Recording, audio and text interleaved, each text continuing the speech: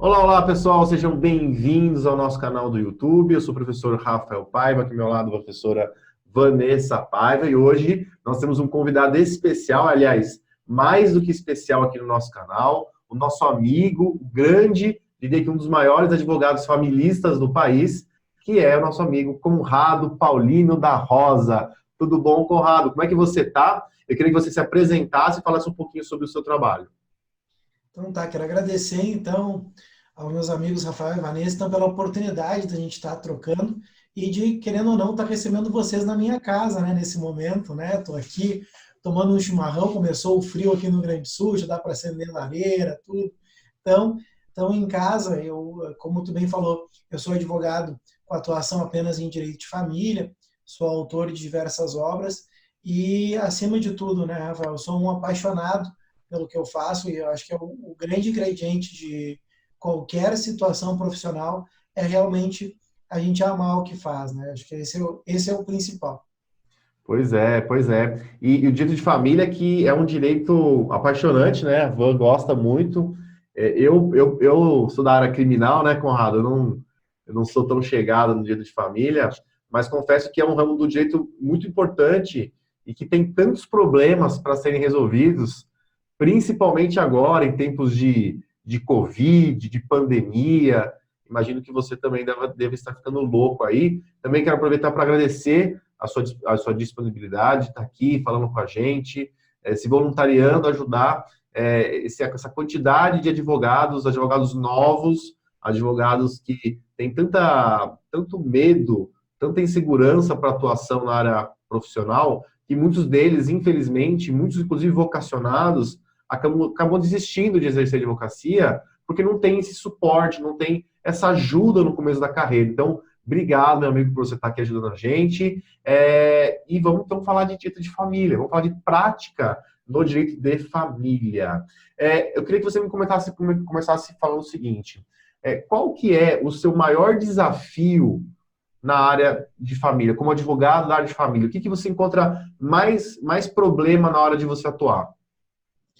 Bom, a primeira situação é que ninguém que procura um escritório de direito de família, ele se encontra em condições normais de temperatura e pressão, né? Então, tu pode ter uma ótima pessoa enquanto relacionamento social, uma ótima pessoa na questão profissional, ela pode ser a melhor juíza, inclusive da vara de família, ele pode ser o melhor psicólogo, ela pode ser a melhor promotora, mas quem te procura numa questão familiar se encontrem como parte no processo.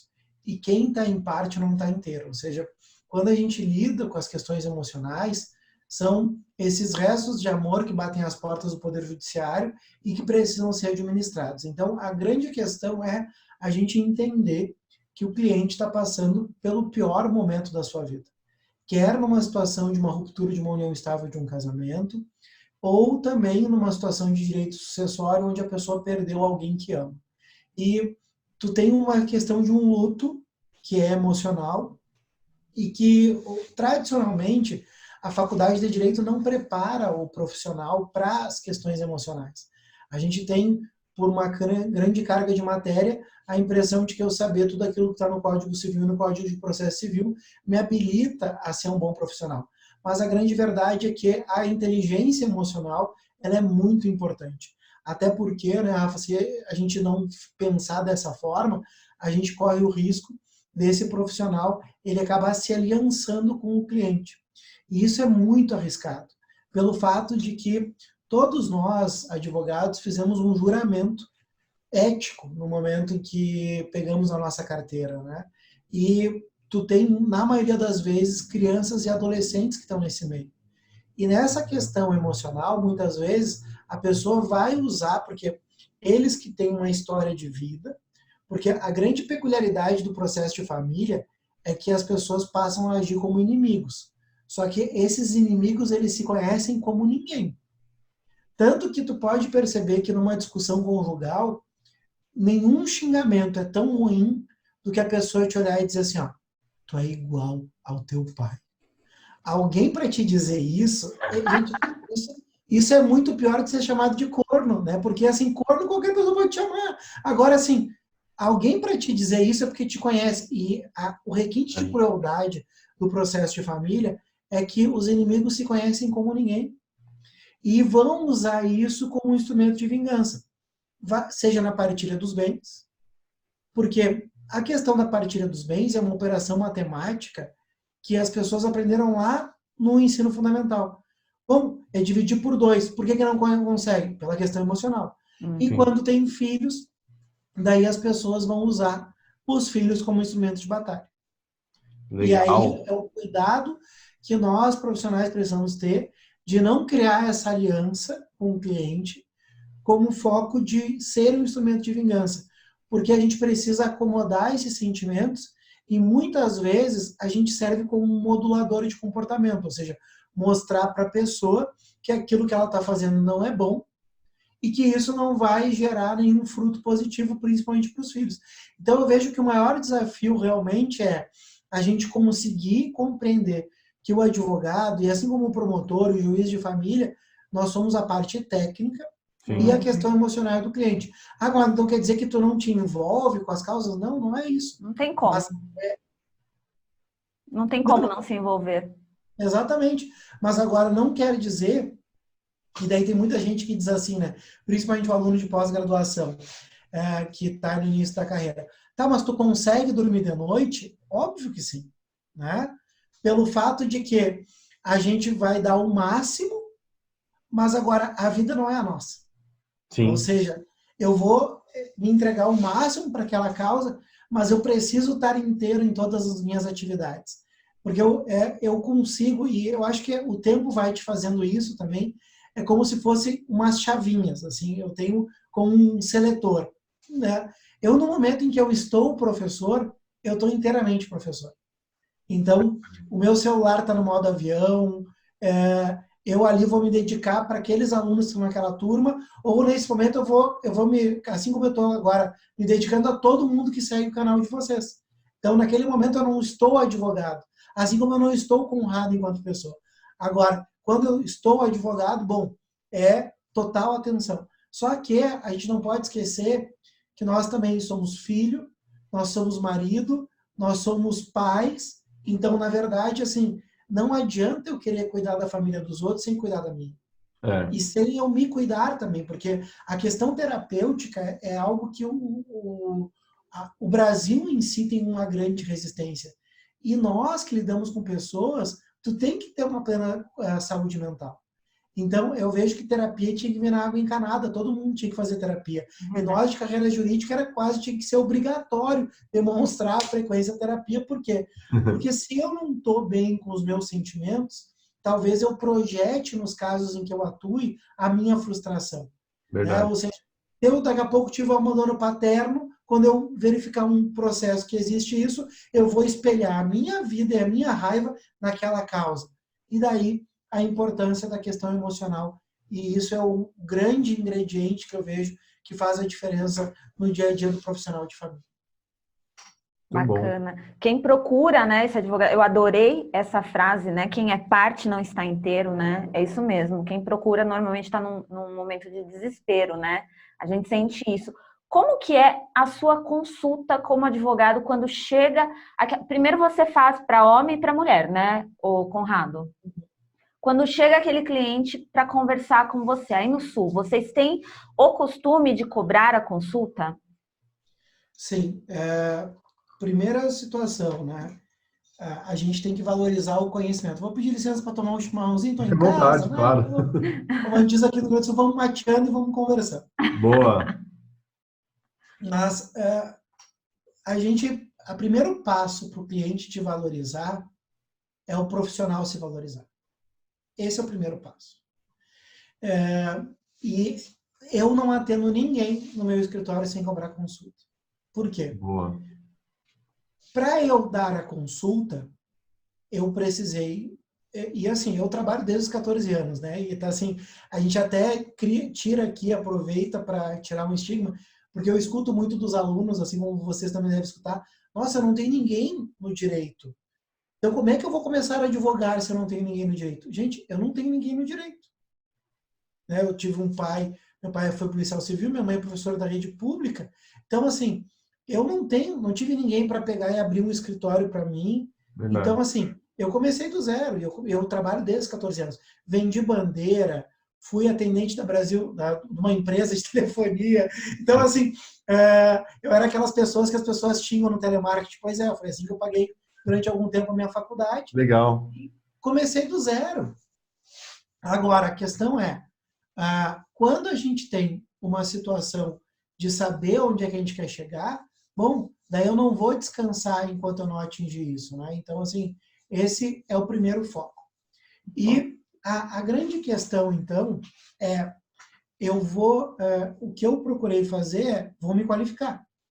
Daí, paguei toda a minha graduação, paguei meu mestrado, no doutorado, pela minha colocação, ganhei bolsa, no pós-doutorado não paguei também, mas tu tem um investimento, ou seja, quando eu fiz pós-doutorado, uma vez por semana, eu pegava um avião, saía de Porto Alegre e ia para Santa Catarina, para ir para a Federal de Santa Catarina, ou seja, e nós autônomos, quando a gente não trabalha, a gente não ganha, ou seja, eu deixava de trabalhar um dia para me investir, daí é muito fácil, as pessoas às vezes olham, olha só, Conrado é pós-doutor, sim, mas tem muito sacrifício por trás disso, tem muita noite sem dormir, porque para escrever livro, o livro não se escreve pela gente, né? Então, assim, existe muito trabalho para isso. Então, hoje, para eu me dedicar e dar a consulta, eu precisei estudar muito para isso, e continuo estudando. Total. E o nosso tempo, ele tem um valor. E ninguém liga para um consultório médico e tem a expectativa de ser atendido de graça. Exato. Por quê? Porque o médico não atende de graça. Agora, por que as pessoas ligam para um escritório? E assim, a minha secretária, ela é xingada diariamente quando a pessoa liga e descobre que tem que pagar a consulta. Muitas vezes assim, tá, e quem não tem dinheiro? Defensoria Pública do Estado, o senhor quer o telefone? Lá tem um defensor que ganha um subsídio, tem uma equipe que auxilia, mas aqui é um escritório privado. Ou seja, no meu escritório, eu cobro consulta. Muito. Assim, muitas vezes a gente sempre vai ajudar, e claro que, assim como vocês, eu passo grande parte do meu dia respondendo direct de dúvida de ex-aluno. Tá, tudo bem. Mas agora, quando é uma situação que eu preciso olhar documento, que eu preciso, bom, daí é consultoria. E consultoria também é atividade do advogado, eu também tenho que cobrar para isso. Né? Então, assim, eu acho que o primeiro ponto é o advogado ele precisa se valorizar. Então, eu cobro consulta, e até porque as minhas consultas duram em média 1h20. Eu consigo atender no máximo numa tarde, geralmente eu atendo no turno da tarde, eu consigo atender no máximo 3 consultas. Por quê? Porque o cliente de família, ele não é objetivo. É verdade. Porque nós, quando estamos em sofrimento, nós não somos objetivos. Total. Então, a grande verdade é que, olha só, eu durante 1h20, eu estou me dedicando integralmente àquela pessoa. Eu não estou atendendo outra causa. Eu não estou olhando no meu celular. Eu estou escutando aquela pessoa. Eu vou pegar toda aquela emoção, vou ver o que eu vou tirar de jurídico daquilo e criar a estratégia.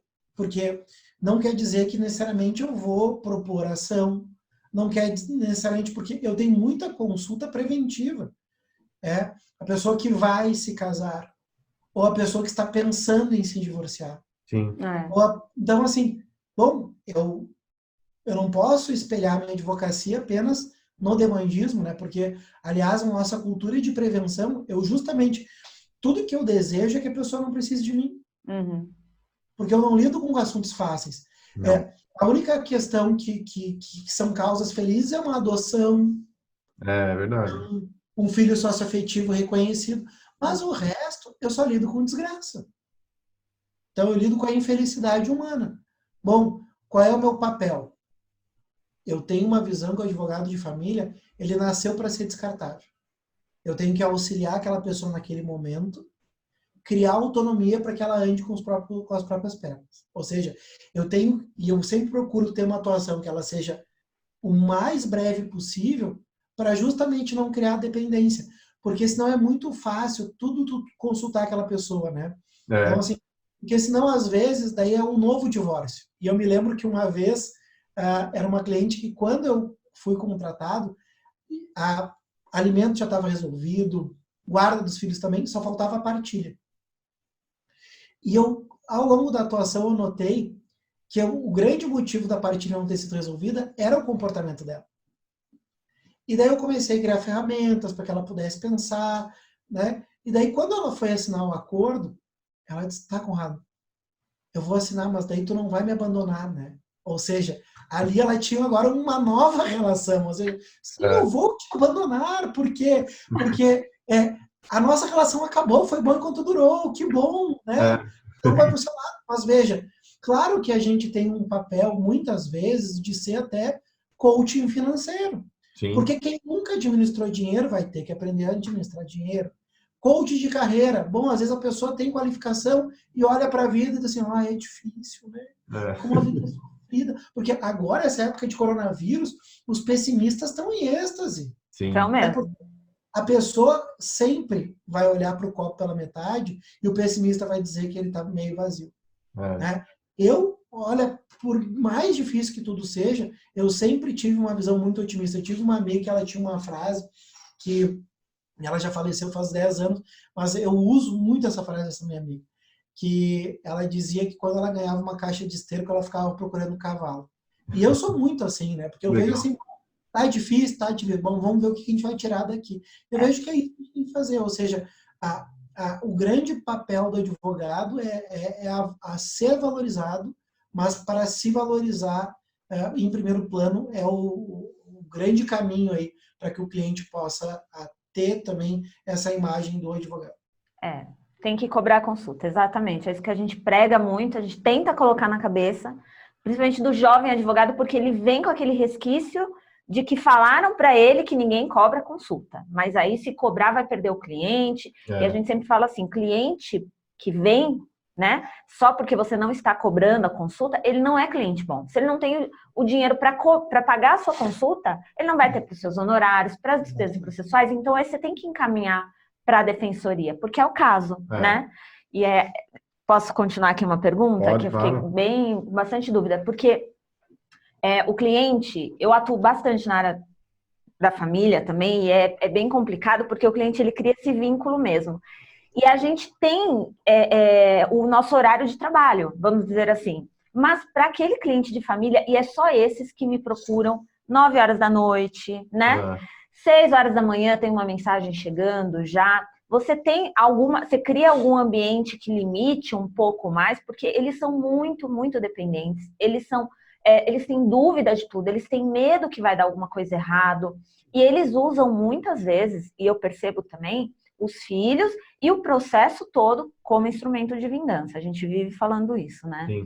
E outra dúvida também, já para deixar engatilhado, é que muito cliente chega, normalmente as mulheres, elas chegam assim, ó.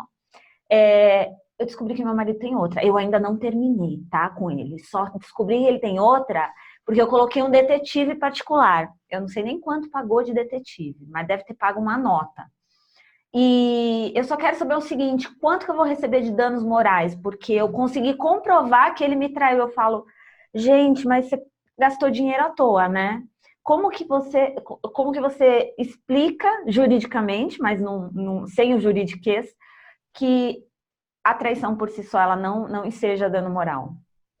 É que o que a gente tem que perceber é que as gerações que nos antecederam usavam muito isso, né? Até porque o nosso Código Civil ele ainda atribui uma questão de discussão de culpa na antiga separação e que ainda nós temos lá no Código Civil, no artigo 1578, por exemplo, a perda até do uso do sobrenome pelo culpado, né?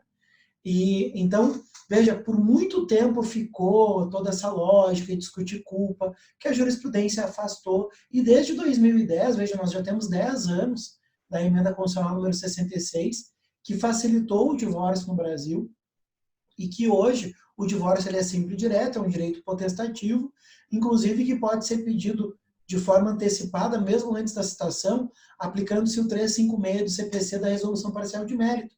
Porque não existe eu não vou te dar o divórcio. Ou seja, minha querida, tudo bem. Tu não quer facilitar, o juiz vai ter que decretar, né? Ou seja, hoje é tudo mais fácil e nós não temos mais espaço para discussão da culpa. Mas nas gerações que nos antecederam era assim, né? Tanto que as pessoas não saíam de casa e até hoje, muito cliente diz, eu posso sair de casa ou vai ser abandono de lar, né? Porque o abandono de lar era uma das causas de declaração de culpa, né? Então, por isso que as pessoas têm muito essa lógica da traição. A questão do detetive é muito frequente, né? Porque as pessoas muitas vezes primeiro procuram um detetive para depois procurar o advogado. E não só de contratar detetive, né, Vã? Tem a questão tem o programa espião que tu instala no computador da pessoa e tudo que a pessoa escreveu, o outro recebe. E assim, né? O que eu sempre passo em sala de aula é que se tu tem a necessidade de investigar, é porque talvez tu queira ter uma resposta. Porque eu parto do seguinte pressuposto. Quem mexe na coisa alheia é enxerito. Ou seja, celular do outro é do outro. E até porque, gente, depois que tu tem a informação, o que tu vai fazer com isso? Né? Aí você vai ter que fazer com isso? Porque assim, todo mundo já passou por essa situação, né? Tu foi lá, tu foi ao banheiro, tava tudo bem. Tava preparado para assistir uma Netflix. Voltou do banheiro, tu vê que tem uma nuvem preta assim no quarto, né? Daí tu pergunta, meu amor, tá tudo bem? Tá! Assim, tá tudo bem, né? Não, assim, pra mim tá tudo bem, Conrado. Tu tem alguma coisa para me dizer? Daí tu, mas tá tudo bem? Olha, tá, mas quem é a fulana? Ou seja, talvez ali a pessoa vai interpretar mal uma mensagem. Né? Ou seja, eu vejo que muitas vezes quem se preocupa em mexer nas coisas dos outros, em instalar programa espião, em contratar detetive, ela pode ser um desejo inconsciente, o que essa pessoa quer ao final do relacionamento e quer achar motivos para isso. Me parece. Tá? Então, quando a pessoa já vem com toda essa situação, eu mostro que hoje reconheço que é ruim a gente se decepcionar, é ruim ser traído, mas que isso não tem nenhum valor jurídico. Ou seja, a questão da traição, ela não é, via de regra, ensejadora de danos morais, não vai trazer nenhum ganho processual. Né? Inclusive, tem muita gente que acha que advogar em direito de família é um programa do Ratinho, né? É uma novela mexicana. Daí pega e quando vai escrever os fatos da petição inicial, nossa. Vai lá, conta detalhe, que broxou, que traiu, que não sei o que. Quando eu pego essas petições novela mexicana, sabe o que eu faço? Claro, primeiro o cliente vem, né? Porque agora ele diz pro juiz isso, porque a gente tem que dizer tal coisa, que tem coisa muito pior. Eu disse, não, a gente não vai dizer nada disso. Eu faço uma preliminar dizendo que, quanto aos parágrafos tais a tais, infelizmente é natural que o final de relacionamento afetivo tenha frustrações, tenha angústia. Todavia, são questões que são estranhas ao direito. E que, considerando o direito de família contemporâneo, o demandado ou a demandada se abstém de comentar sobre esses fatos. Ponto. Ou seja, assim eu estou mostrando para o juiz que eu li, que aquilo que está ali não importa e que eu não vou dar espaço para isso. Boa. Vamos ao que importa.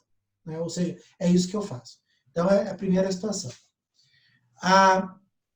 Agora, aos limites dos clientes, né? Eu aprendi, ao longo do tempo, uma ótima ferramenta, que é o WhatsApp, para mim, não é ferramenta de trabalho, tá? Com os clientes. Ou seja, o cliente não tem meu WhatsApp. Né?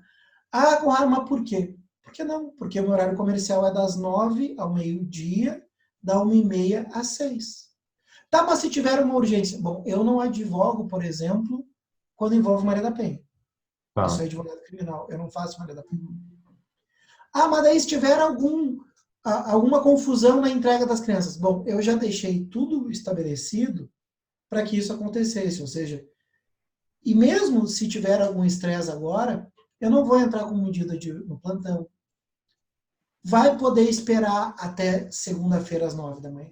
Vai, verdade.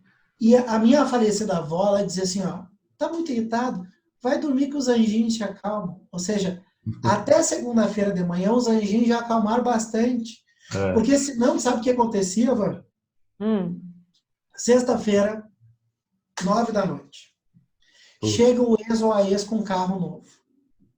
O cliente, ao invés de ligar para um amigo ou uma amiga para desabafar, ligava para quem? Para o advogado. Putz. O que eu tenho a ver com isso? Nada. Então, assim, eu aprendi ao longo do tempo que o melhor meio de contato com os clientes é o e-mail e o telefone do escritório. E isso até eu justifico que é para o bem-estar do próprio cliente, para diminuir a ansiedade. Uhum. Porque, assim, eu já falei para vocês que as minhas consultas duram no mínimo 1h20. Eu já tive audiência que começou às 2h e acabou às 7h. E é claro que das 2h até às 7h eu não olhei o celular. Sim.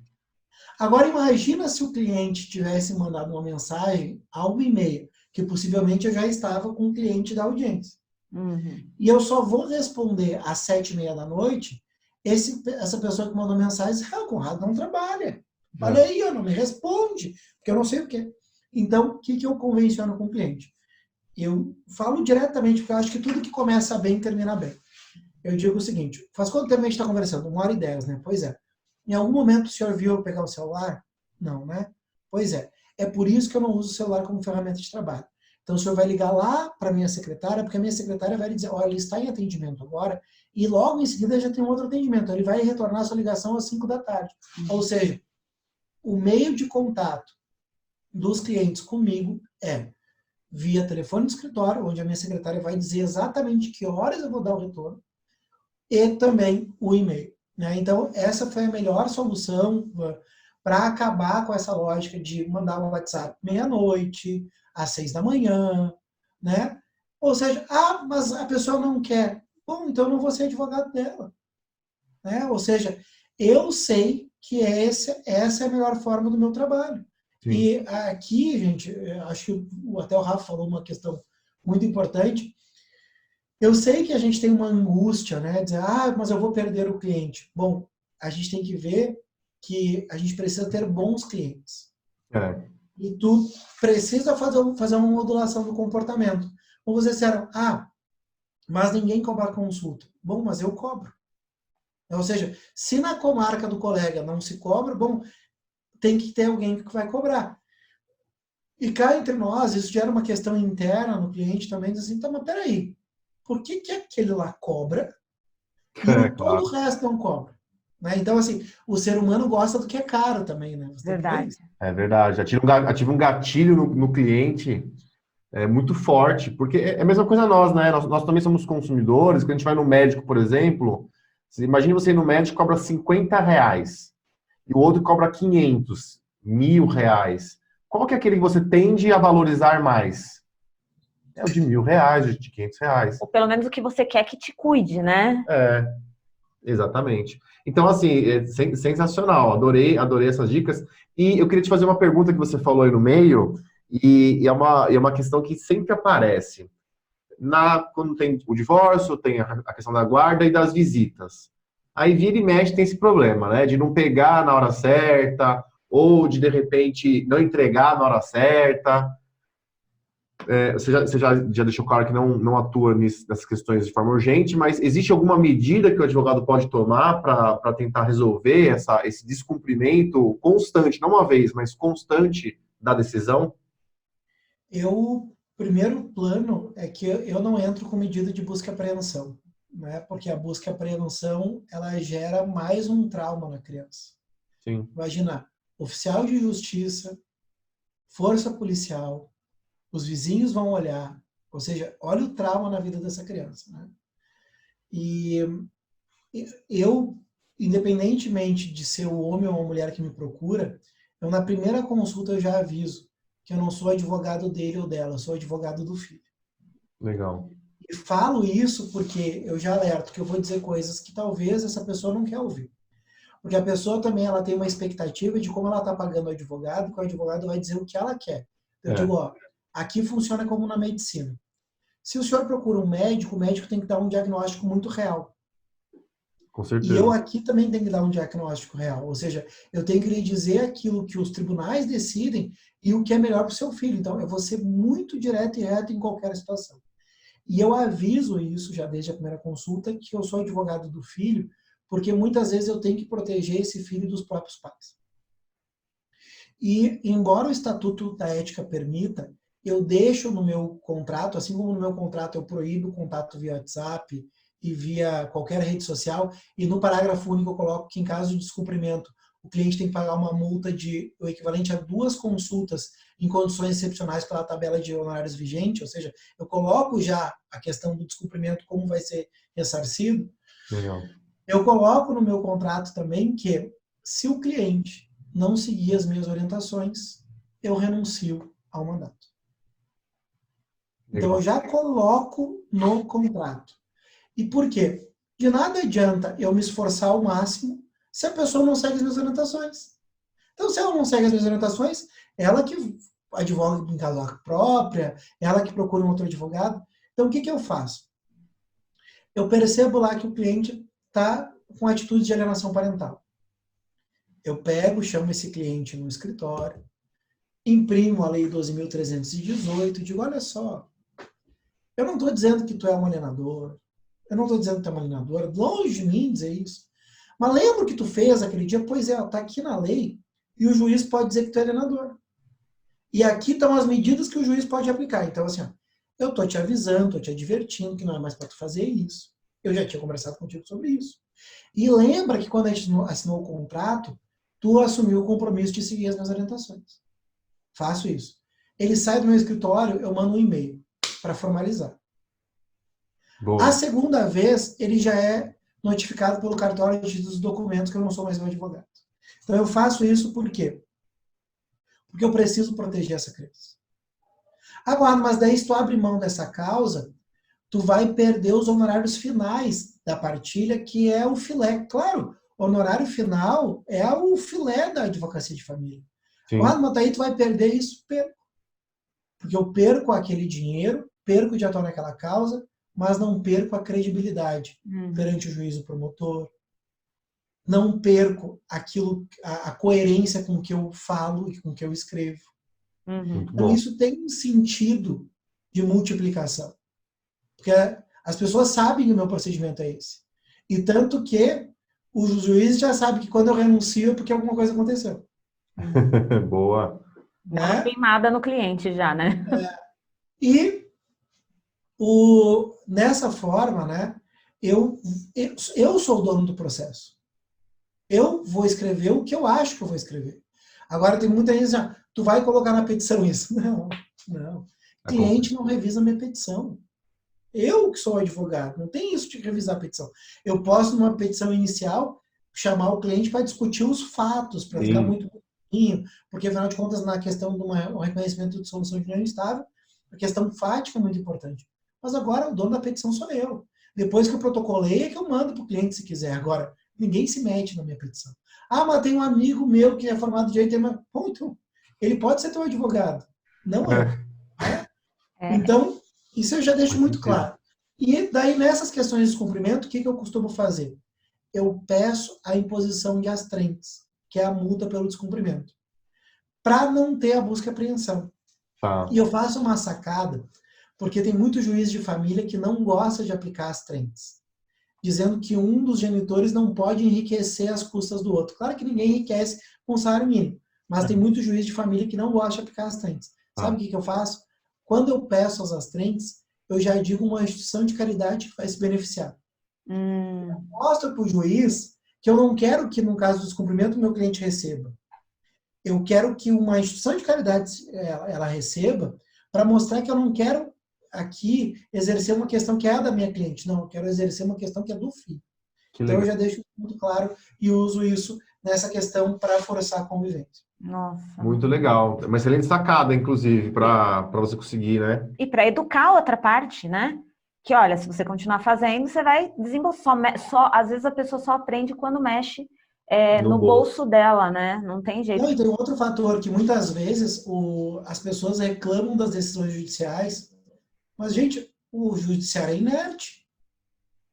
Nós é que temos que provocar, ou seja, o projeto, uma boa petição inicial é o projeto de uma boa sentença. Ou seja, é a gente que vai dar os limites.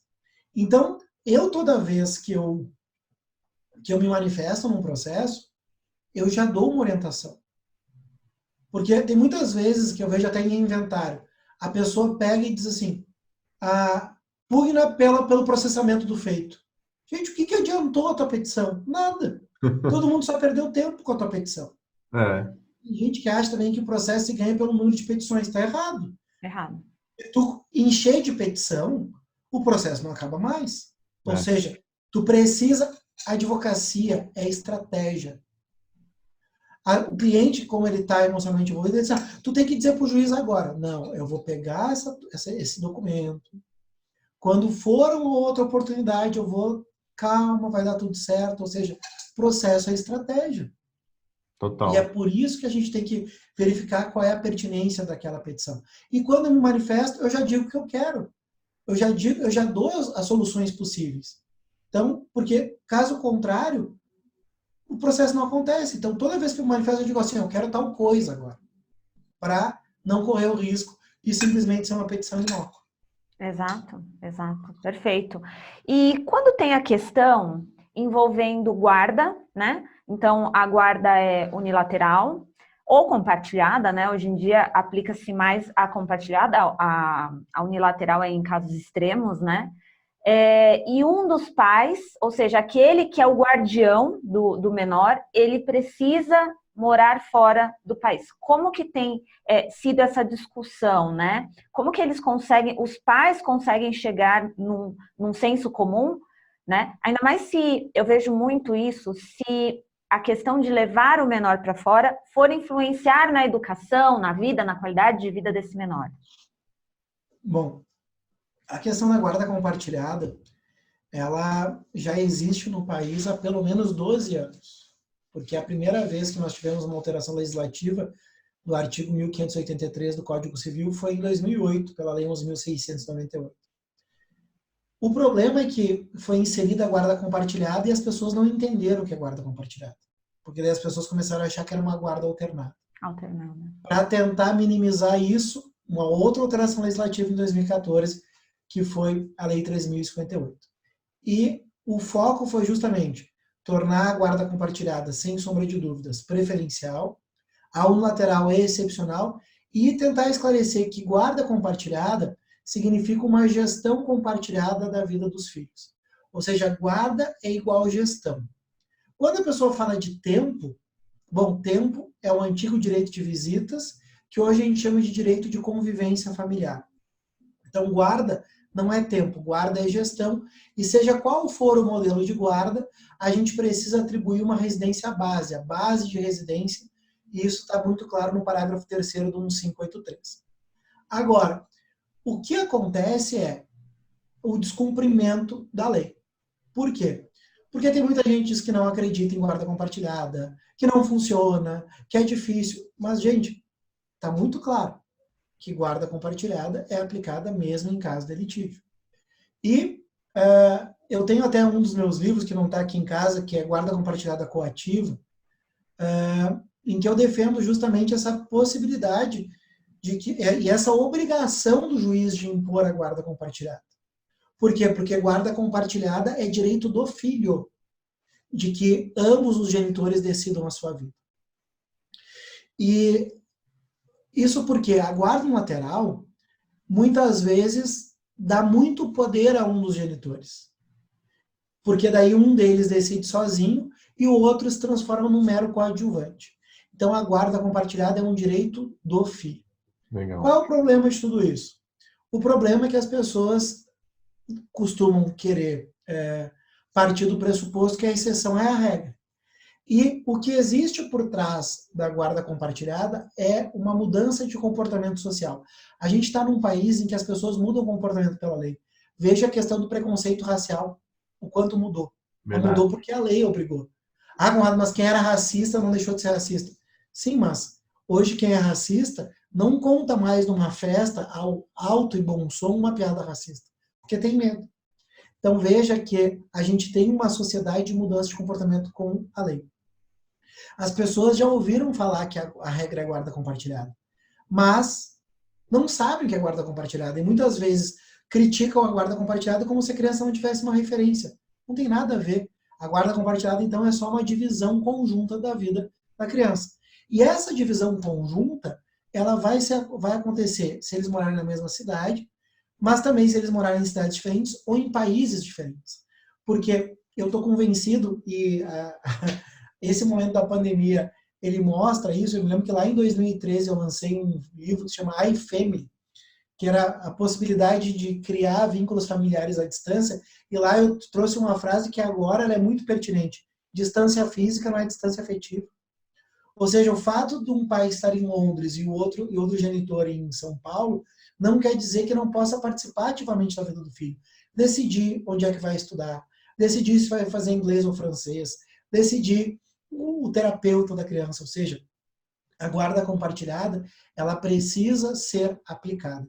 E a grande prova do descumprimento é que houve uma recomendação do CNJ, que é a recomendação 25 de 2016, onde o CNJ alertou: juízes, a lei mudou. Então, para tu aplicar agora a guarda lateral, tu tem que justificar a excepcionalidade. Ou seja, tu tem que ter um motivo que muitas vezes vai ser com base lá no 1584, parágrafo 3º, que daí a equipe interdisciplinar possa dizer que realmente não é bom. Ou seja, eu preciso de uma perícia social, uma perícia psicológica, dizendo quais são os malefícios. Tirando isso, a guarda é compartilhada. E tem um outro sentido. A guarda compartilhada, ela vem acabar com a divisão sexual de tarefas. Esse é um outro sentido de transformação social. Porque o que eu escuto no meu escritório é: Conrado, por parte das minhas clientes mulheres, né? Conrado, é tudo comigo. Tu imagina, eu sou promotora e eu tenho uma carga de trabalho muito grande, meu marido tem uma maior autonomia de tempo e é tudo comigo, sou eu que tenho que correr numa emergência, ele só é um pai de Facebook. Ou seja, a questão da guarda compartilhada chama o outro genitor a uma corresponsabilidade. Então, para a gente acabar com essa lógica de que cuidado é só com a mãe. Então, tem um sentido de mudança social, sim. E é claro, né, as pessoas sempre vão dizer: ah, mas é tão difícil, porque as pessoas sempre vão dizer, eu nunca vi alguém justificar que a guarda compartilhada não dá certo por sua causa. É sempre o A outro. culpa é sempre do outro. Ah, porque ele não sei o quê, porque ele é muito difícil, porque ela é não sei o quê. Eu pergunto assim: tá, mas é desde quando? Ah, é desde sempre. Pô, então por que tu resolveu ter filho com essa pessoa? É, Às vezes teve 3, né? Ou seja, era tão ruim, mas, não, mas vamos fazendo filho aqui, depois eu vejo. Então, assim, a gente tem que ver que quando a gente se torna pais, nós temos que pensar no melhor para os nossos filhos. É claro que a guarda compartilhada, por ser um regime democrático, é muito mais trabalhosa do que a guarda lateral. Mas não há dúvida que para o filho é muito melhor ter ambos os pais do que um só. com certeza. Nossa, que aula! Sensacional. Acho que foi legal, né? Nossa, Tem mais alguma dúvida? nossa, teria muitas, né? Mas acho que a gente debateu aqui 1 hora conversando, é uma aula mesmo. Sou muito fã e aprendo muito também com o Conrado sempre, assisto às aulas, porque a gente vê como referência, né? Você falou desse livro, Ai Família, já vou querer adquirir um, porque interessantíssimo, inclusive nessa época de Covid, como você bem disse, vem bem a calhar. E fora isso, para a gente finalizar só, vamos falar um pouquinho do devedor de alimentos e o Covid. Eu li um artigo seu, achei sensacional, já adianto, já sei qual que é o seu posicionamento, mas queria que você colocasse esse posicionamento aqui para todo mundo que está assistindo a gente. O momento do Covid é um momento de transformação de todas as relações, né? Todos nós vamos sair diferente de tudo isso, mas todo momento de crise ele é um momento de crescimento, né? E a gente pode analisar isso como até a nossa geração não tinha passado por nada parecido, mas as gerações que nos antecederam viveram os períodos das guerras. E nós tivemos avanços significativos na sociedade com o período das guerras. Veja aí a questão da inclusão dos direitos humanos decorre do período das guerras. Então, certamente, a questão da pandemia já está nos transformando. E isso não só no direito como um todo, mas nas relações sociais, ou seja, nas relações conjugais também, né, porque pela primeira vez os casais estão convivendo de verdade. Porque cá entre nós, né, ter relacionamento onde cada um deles trabalha 15 horas e chega quase desfalecido em casa, daí não é relacionamento, é dividir espaço. E agora, com o Covid, nós estamos aprendendo a nos relacionar. Inclusive, os casais que resistirem à quarentena, acho que eles vão ter um selo ACDC, né? Ou seja, assim como tem do Rock in Rio eu fui, vai ser assim, ó, confinamento 2020, eu superei. Né? É verdade. Os casais que superarem, olha, é amor eterno, né? Ou seja, porque realmente é um momento diferente. Mas na parentalidade tudo está mudando. Porque os pais, eles estão obrigados a participar ativamente do processo educacional dos filhos. Que a lógica do ensino hoje é de total terceirização, até mesmo de terceirização de questões que não deveriam ser da escola. Aquela frase que a nossa mãe dizia, na educação vem de casa, ela é muito verdadeira. Só que a nossa geração, o que está fazendo? Está delegando para a escola um papel que não é da escola. E olha só, veja só que vem o Covid e diz assim, ó, vocês vão ficar meses juntos, manhã, tarde e noite, para aprender a ser pai e ser mãe. É isso. Todo mundo vai sair diferente. Mas é claro que isso também vai nos trazer questões de uma crise financeira muito grande. Sim. Mas, repito, o momento de crise é momento de crescimento, ou seja, para nós advogados de família, eu já estou tendo uma demanda de pessoas que não se suportam mais em confinamento. Hoje, uma das consultas que eu fiz de manhã é um cidadão que não sabe o que fazer porque ele não suporta mais a esposa. Bom, bem-vindo o Covid, ou seja, eu tive essa consulta por causa do Covid, assim como outras causas vão vir. O falecimento vai gerar inventário, ou seja, a questão de falência vai gerar demanda de recuperação judicial, vai gerar demanda trabalhista, ou seja, a máquina vai girar. Vai. Agora, na questão do devedor de alimentos é uma questão que me preocupa, até porque houve uma recomendação do CNJ, que é 62, de que os devedores fossem encaminhados nesse período à prisão domiciliar. Bom, mas eu na mesma hora sentei, né, e eu tenho muitos artigos que são desabafo, assim, né, porque eu pego aquela coisa assim de textão, assim, de que é um absurdo, né, hoje a prisão domiciliar, né, e todos os meus processos, todos, que eu estava com mandado de prisão na rua, porque eu não defendo, aí tem uma coisa, né, eu não defendo devedor de alimentos, eu não advogo para devedor. Eu só advogo para quem está executando alimentos. Legal. Por que eu não defendo o devedor? Porque a grande maioria é irresponsável. Né? Ou seja, ele está, na verdade, usando os alimentos para vingança. Né? Então, assim, mas todos aqueles que eu já estava executando a pensão, antes mesmo de ter o pedido por parte do executado, eu já disse, juiz, eu estou pedindo a suspensão da execução, para que ela seja retomada depois que o confinamento acabar.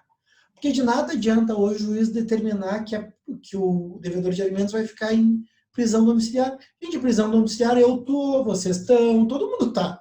Ou seja, qual é o medo que ele vai ter? Nenhum, ele não vai pagar essa pensão. Então, por isso que eu vejo que o melhor nesse momento é a suspensão do processo, aguardando aí a retomada, porque a prisão aqui do devedor, ela é coercitiva, ela não é punitiva. Sim. É por isso que, por exemplo, se um advogado ele é devedor de alimentos, ele não tem direito à cela de Estado Maior. Por quê? Porque a questão ali era para ele não ser preso, ou seja, era para ele pagar a pensão que ele deve, né? Sim. Então, por isso, aí essa minha preocupação, e que bom, já tive notícias aí que esse artigo gerou já várias decisões aí no Brasil, mas certamente o Covid vai gerar uma demanda muito forte de ações revisionais, né? Isso já está acontecendo, né? O que não quer dizer que não traga também uma grande possibilidade aí de um agir colaborativo, ou seja, de que nós, advogados, possamos sentar, bom, realmente, a empresa está fechada, mas vamos readequar enquanto estiver fechada a empresa, depois a gente retoma. Então, tudo isso são situações que a gente pode pensar, até porque a advocacia colaborativa é um grande ganho do direito de família, a utilização da mediação. Hoje, no direito de família, a gente usa há bastante tempo a constelação familiar, né? E veja, se já é difícil para o profissional mais antigo entender mediação, esse pessoal mais antigo, para entender constelação, tem que nascer de novo. É Né? verdade. E o que eu costumo dizer para as pessoas assim, eu não sei, eu acho que isso é maluquice. Vá presenciar uma constelação. Depois a gente conversa. Porque assim, funciona. Conrado, é maluquice. Olha, dentro da ética, eu vou fazer tudo o que é possível para essas pessoas mudarem de vida. E o que tiver ao meu alcance para ajudar essas pessoas, eu vou fazer. E a constelação tem um trabalho lindíssimo a fazer na vida dessas pessoas. Mas é claro que o direito não está preparado para isso. E eu me lembro que logo quando eu comecei a advogar, eu já fiz antes de começar a advogar mesmo, eu fiz um curso de mediação. Então eu tive uma atuação bem forte em mediação, tenho livro de mediação escrito. E eu me lembro que daí, naquela época, eu fiz a minha formação em mediação, foi em 2005, imagina, 15 anos atrás. As pessoas me chamavam de maluco. Novidade, né? Quando eu comecei a dar aula, eu comecei a dar aula na graduação em 2008, 2009. Os alunos não me levavam a sério, né? Porque diz assim, que é advogado que trabalha com mediação, e isso é papo de maconheiro, né? Isso não é direito, né? Eu me lembro que eu criei uma disciplina de mediação na faculdade, os alunos não queriam fazer prova. Não queriam fazer prova, eu disse, não, eu sou até não dá no vademécum aqui, doutor. Isso aí não vem. Veja, hoje a gente tem mais de 30 artigos no CPC que falam da mediação, a gente tem a lei da mediação aprovada, ou seja, é um novo momento, ou seja, um novo profissional é aquele que sabe ter um agir cooperativo e não mais um agir litigante, porque o litígio ninguém ganha, tu só te desgasta, né? Eu canso de ver situações de que quem quer o litígio é o advogado e não o cliente. Eu tenho situação de chegar em sala de audiência e ver exatamente que quem não quer o acordo é o advogado. Olha. E daí eu tenho vontade de olhar para ele e dizer assim, meu amigo, o chifre não te pertence. Não assume esse chifre, não. Canta para subir esse Exu aí, filho, porque isso aí não é contigo. Essa encrenca não é tua. Então, na verdade, é esse cuidado que a gente precisa ter de que nós, advogados, a gente tem que ajudar as pessoas a ter uma vida melhor. E não é com litígio. O processo litigioso, muitas vezes, ele é esquizofrênico. E que, dependendo da situação, tu pode destruir a vida de uma pessoa. Tu imagina uma criança de 10 anos que o processo de discussão de guarda durou 5.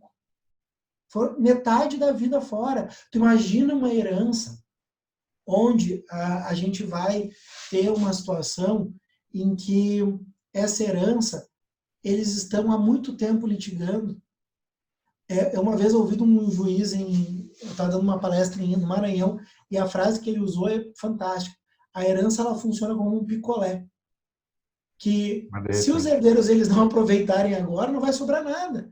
E é muito isso, né? Quantas vezes eu vejo inventários aí que duram anos, mas também. Por quê? Por causa da questão emocional, as pessoas não sabem direito das sucessões, né? Em seguida eu vou lançar um curso de prática em direito sucessório, porque as pessoas têm muita dificuldade de como fazer a partilha. Mas, bom, se a pessoa morre e não acabou o inventário do seu pai, de que adiantou tanta briga? O processo mais longo da história do judiciário no Brasil foi um inventário aqui no meu estado, no estado do Rio Grande do Sul, foi um inventário que durou 107 anos. Meu Deus. 107 anos. E esse processo, ao final, ele tinha 1.200 volumes. Caramba. Se teve recurso, ele não foi julgado por sessão de julgamento, foi por sessão espírita, porque estava todo mundo morto, né? Todo mundo já tinha morrido. Daí, o que adiantou tanto o litígio? De nada. Ou seja, e eu canso de dar consultoria em processo em andamento, e eu olho lá, processo. Bom, eu fui agora, dei uma consultoria num processo de 30 anos de tramitação. Nossa. Então, assim, a gente tem que pensar que o acordo é bom para todo mundo. Né? E daí vai do comportamento dos colegas de pensarem que a gente tem que ser um instrumento de facilitação da vida das pessoas e não de complicação. Isso aí. Aqui o Tribunal de São Paulo está aplicando justamente a suspensão do devedor de alimentos, tá? Da execução. Eles não estão aplicando a prisão domiciliar. E a tese, o argumento é justamente esse, que o Covid todos estamos, né, em prisão domiciliar. Então, eles estão aplicando a suspensão. Graças a Deus. Conrado, obrigado pela sua disponibilidade. Olha, foi sensacional. Tenho certeza que os jovens advogados que vão nos assistir, eles vão conhecer, vão ter muito conhecimento agregado depois desse bate-papo. Eu queria que você deixasse seus contatos, suas redes sociais, para quem quiser te seguir lá, e sigam, porque o Conrado, ele é um dos expoentes do direito de família. Você vê que o que ele defende é aplicado, aí, usado por juízes, por tribunais, então vale muito a pena. Eu estou muito honrado com você a estar aqui no nosso canal, dando esse show, né? Nem uma aula, né? Esse show sobre direito de família, muito atual, inclusive o Conrado dita moda aí, né, no direito de família. Deixa suas redes sociais, Conrado. Então, Conrado _Paulino no Instagram, e lá daí vocês podem ter acesso ao canal no YouTube, que eu comecei agora, Facebook, eu tenho um projeto também de cartas que eu troco com um promotor de justiça lá da Bahia, que é o professor Cristiano Chaves de Farias, que é referência no direito civil como um todo, que não tem nada a ver com o direito, é uma conversa aí sobre a vida contemporânea. Também, volta e meia, toda semana tem live no Instagram, trabalhando direito de família e música, né? Então, cada semana é um tema aí, já fizemos sertanejo, rock, Chico Buarque, então aí fica o convite para que todos vocês possam acompanhar e a gente ficar em contato lá no Instagram. Legal, eu vou deixar todos os contatos do professor Conrado aqui embaixo na descrição desse vídeo, então já vai lá, assina o canal dele, vai no Instagram, a playlist que vocês fazem é no Spotify ou no YouTube também?